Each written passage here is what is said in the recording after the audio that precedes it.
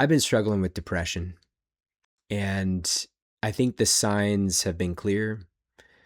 I've been laying in the bed in the morning after I get up, and I just don't even want to get up. And sometimes I'm there for like over an hour, just kind of laying there. I'm like pretending like I'm sleeping or something, but I'm not really sleeping, and I just have thoughts go through my mind. And I ask myself, okay, well, why is this happening? What's going on? And the first couple of things that come up for me is number one, financial. I've been struggling financially. So I have some other YouTube channels. One channel has almost 65,000 followers, and I lost my biggest sponsor on that channel.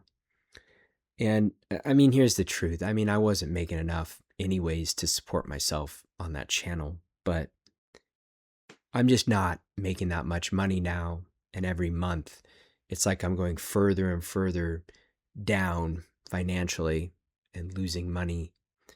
And there's a stress to that. I don't want that to be stressful, but it is because I'm like, what am I going to do? And then on top of it, my parents are giving me money, which is a great blessing. They're helping me out at this time to help pay for the place that I live in. But then at the same time, I feel like there's a shame there. There's like a crutch that I'm leaning on that maybe I don't know, I feel ashamed of. Like I should be doing this. I should be able to do this. Like I'm not competent or something like that. And so that's something that I'm struggling with too, is how I maybe view that. And the second thing is my health. So in 2022, I was diagnosed with leukemia cancer. And in my cancer, uh, so in this moment, I'm realizing I have this fear of making this video for some reason. Yeah, there's just this fear like, what the heck am I doing in this moment? Like, why am I even making this video? And I think the first answer that comes to mind is I just want to be honest. I want to be authentic. And maybe I thought, well, what if I made a YouTube channel where I'm just completely honest and authentic and have moments like this where I'm in the middle of thought and then I actually talk about the thought that's behind the thought that is, in the background there and actually focus on these things. And just like I said, be honest and just give like my full emotional self in this moment, all my thoughts, everything. What would happen? Is that even legal? Would I be kicked off of YouTube or something if I fully gave my opinion? Would I be canceled? But does it really matter?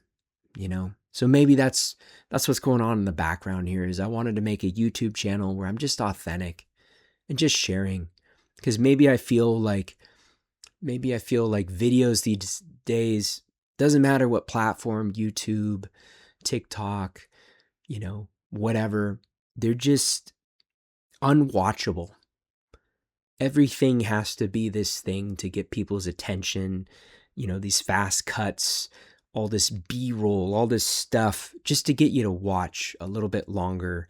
And everybody's got to have the best thumbnails in the world to get those higher click-through rates.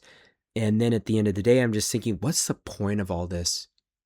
Is it just to get me to watch a video longer? And maybe to me, I'm actually getting more turned off when I see those things implemented into videos. And then it's even more complicated by the rise of AI videos and how that seems like it's literally just to farm views and get people to, like I said, stay longer in a video, make more money. So I don't know. When it comes to this type of video, I don't even know what this is about. I currently don't have, what's the word? A script. I don't have a script. for what's happening in this moment. I'm just trying to be authentic, just trying to be myself and be real. And I do want to get back to that first thought of the depression, because I do feel like I've been struggling with depression. And that's something I've dealt with off and on my entire life.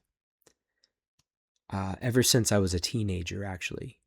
And I've been on so many different medications for depression. I've also been on so many different medications for insomnia. I've also been on, I've taken medication before for OCD. So I've just dealt with, I guess, mental health problems my entire life. But yeah, in more recent times, physical health has been bad. Leukemia diagnosis, all that stuff. And then the thought comes in, I'm not trying to share this to make you feel bad or anything about my current situation. I think for me, I feel bad about it. And so I'm just sharing about it in this moment. And I think about people in my life, like my current girlfriend, and just how, I see her in the sadness she has for me with my current situation. And anyways, there's a thing in my head that's saying, "Oh, don't talk about this stuff, don't share it, because then it's like you're going to grow a following of people that feel sorry for you or something." And I don't know where that's coming from, but I do want to get back to that topic of depression. Because I do feel like there's just a meaninglessness in the world. Like so many things are meaningless today. It's like, doesn't matter what we're doing. It's like how much of it is actually meaningful. And of course, there's a lot of meaningful things. Like times I've been out in nature and truly seen the beauty of the world in nature. But the way that things are set up today with, certain jobs and making corporations money and all these things, and it's like I have to have money, and then it's like, all the social media stuff. There's just all this garbage out there, and it's like, what is actually meaningful, and maybe part of that is at the root of my depression as well, not just financial and health, but it's like, where's the meaning in life, and there's a story from my past that has stuck with me, where my friend and we decided one day to get together, and we're like, you know what? Let's go out and serve the homeless. Yeah, the homeless of Seattle. And we decided to meet up at her place, and we made a bunch of burritos. I don't even know what the burritos were made of. Just made a bunch of burritos, wrapped them in foil, and then we got like some bottled water, and we're just going to go out and give it to people on the streets of Seattle. This was like in the middle of the night. So we go out, we do that, and the first person we encounter is completely sprawled out on the road, just on the sidewalk. Their head was literally within like a foot from the street where cars were driving, and they were like completely passed out, and it looked really unsafe. So we approached that person and we got them up. They got up, and we said, we have food for you. They accepted the food and the water. And then they started talking with us, this person. And the most memorable part, well, there's two memorable parts, but one was that they told us something that has stuck with me my whole life. And that person told me, the only thing real before you die is what you give.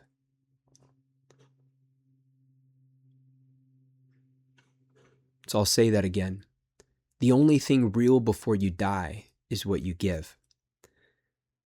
And I think that stuck with me because that message is so profound. And I do believe there's some truth in that. Because whatever we do in this moment, it can impact other people. From a simple smile to going out and maybe doing an act of violence. Whatever the impact is, positive or negative, we impact people. And it's tough to say what those impacts will do carrying on for generations and generations of people. So in a way, what we do in this current moment has an impact that might live on past our physical bodies being alive on this earth, for who knows how long, forever maybe. And so that statement, the only thing real before you die is what you give, really stuck with me. And maybe in a way that's been burdensome, because then like I said, I question myself. It's like, what am I even doing in life? What am I giving? And then maybe I'm making myself wrong because I'm not giving to a level that I'm supposed to. I'm not doing this or I'm not doing that. And I don't know. Maybe there's a lot of self-guilt, a lot of self-criticism. The inner critic is constantly coming at me, with all these attacks, like, you're not doing this, you're not doing that. And so anyways, I just share all this stuff. I don't even know why I'm sharing this stuff. Maybe there's a part of me in the background that says, well, if you're honest and real, people will actually watch you in the AI age, and so maybe part of me in this video is being a certain way just to get views. Maybe I'm doing the exact thing that I said that makes YouTube videos unwatchable today. It's just people are looking for attention. Maybe I'm doing that in this moment. I don't know. Maybe that's in the back of my mind, but I just want to let all that go and just focus right here. I don't usually do YouTube videos this close to the camera like on my other channels. And I'm realizing this is really intimate. I see the lens right here. It looks like a pupil, like an actual eyeball that I'm looking into. And so it's very nice. But I don't know. There's really no point to this video. I just want to be real. I just want to be authentic. In my past, I used to have a porn addiction. I got so lost in porn. I spent hours of my life looking at that. I don't know why I'm saying that in this moment. It's kind of like the things that you don't tell people. I want to tell people in this moment. I've struggled with intrusive thoughts. With OCD. I've had so many just violent thoughts. I've thought about harming myself. I've thought about not being on this earth anymore. I've had, many moments where I've just felt so lonely and so heartbroken that I'm just like in my bed in a fetal position, just wanting to be held, nobody's there. I don't know. I've had all these moments. What's the point of this? Why am I sharing this? I think part of it is because, well, first of all, nobody talks about this. And then secondly, it just feels good. It just feels good to share, like, hey, there's been times where I haven't wanted to be on the earth. There's been times where I've thought about these things, I've even had thoughts about harming other people. Not that I would actually do that, okay? That's not there. It's just, these are just thoughts. And thoughts, what are thoughts? First of all, what are thoughts? That's the problem with OCD, is I get intrusive thoughts. And I remember I was hanging out with this woman once and I was telling her about my OCD, specifically around certain intrusive thoughts about harming people in some way. And she immediately was like, oh, I have to get going now. And I immediately was like, oh, hey, is it just because I just shared about those thoughts related to my OCD? And she's like, yeah. Well, I kind of told her that, these are just thoughts and they come and go. And I kind of look at it as if, a thought is like a bird that kind of just flies by, right? And I can pay attention to it or not, but it just kind of flies by. And once it starts becoming more driven in my choice to engage with it, then I start paying attention to it. And that's when I think I start actually engaging the thought with proactive thought. And so that's very different than just getting an intrusive thought of, oh, here's a thought about this thing, versus like, oh, now I'm actually going to think about that and then go down that path in my mind. So an example of that would be rumination, I think. So if I get an angering thought and then I spend the next 10 minutes just ruminating, thinking about all the different ways I would engage that situation, all the different ways that I would get back at the person. Let's say I'm thinking about a person I'm angry at. So that would be something I'm actively, thinking about versus the initial thought that comes up, this thing comes up. And maybe I don't feel like I have control over those thoughts. They just come up. And yeah, I notice it that the fear is there. I'm afraid. Like I said, I'm deeply afraid about sharing this information in this moment. Like if people find out the real me, nobody's going to like me. I'm never going to be able to get a job. I'm not going to be able to take care of myself. I'm just going to die alone if I share my real self. And maybe that's really sad, I don't feel like I'm trying to harm people or do anything, but isn't that crazy? The thought of sharing my real self, I just think I'm going to like hurt people or something.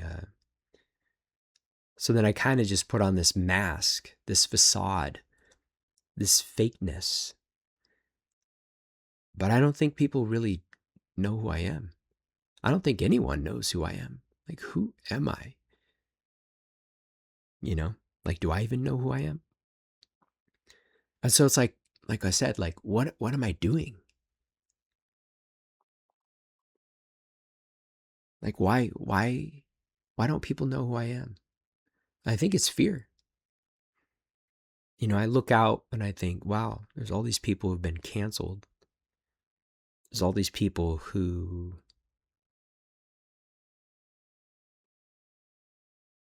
and that's something too, is nobody really focuses on forgiveness. It's like someone's words have so much meaning. I almost feel like some words in the modern world have taken on too much meaning. And when things take on too much meaning, then I feel like people share less. An example of this is one of the most common things I've seen when people who do take their own lives is oftentimes the people around those people after they pass on will come out and say, I had no idea that they were struggling, or I had no idea that they wanted to end their life.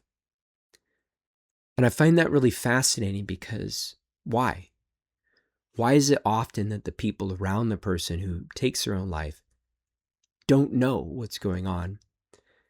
And then it makes me wonder, well, what would happen if that person who ended their life had a space to just share about wanting to do that?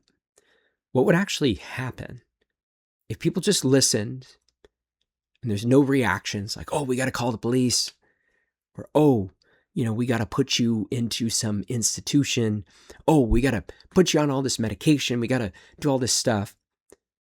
There's like this weird thing around that kind of sharing where, nope, you can't share about that, because if you do, then all of a sudden you get this check next to your name for the rest of your life. Like, oh, you're one of those people. And now, like, you can't do certain things. Maybe that's recorded someplace in a system. I don't know. But it does make me wonder if there was just a space to share honestly, even about death, even people just sharing, hey, I don't want to be here anymore. What would happen? What would happen if people shared that way? I know when I share with people in my life, even these harder things like this, I usually feel better. Oftentimes, a lot of my anger is just something that's unexpressed. And once I express it, usually in ways that are very healthy, like for me, my expression is often through writing. If I have all the anger thoughts or things in my head, I will write them out. Or do this, like make a video, like a video diary. And in the process of doing that, it like gets out on paper or it gets out into the world. And then it's like I removed it from my head. And there's like some sort of healing there. So when sharing with other people, that's another process that this can happen. And then also, too, the reaction from the other person of just listening. And then I feel seen and I feel heard. I feel like there's nothing wrong. And that to me is really healing. And it's like, I don't feel like that exists in the world. It's like everybody wants to make people wrong for certain words, for certain statements.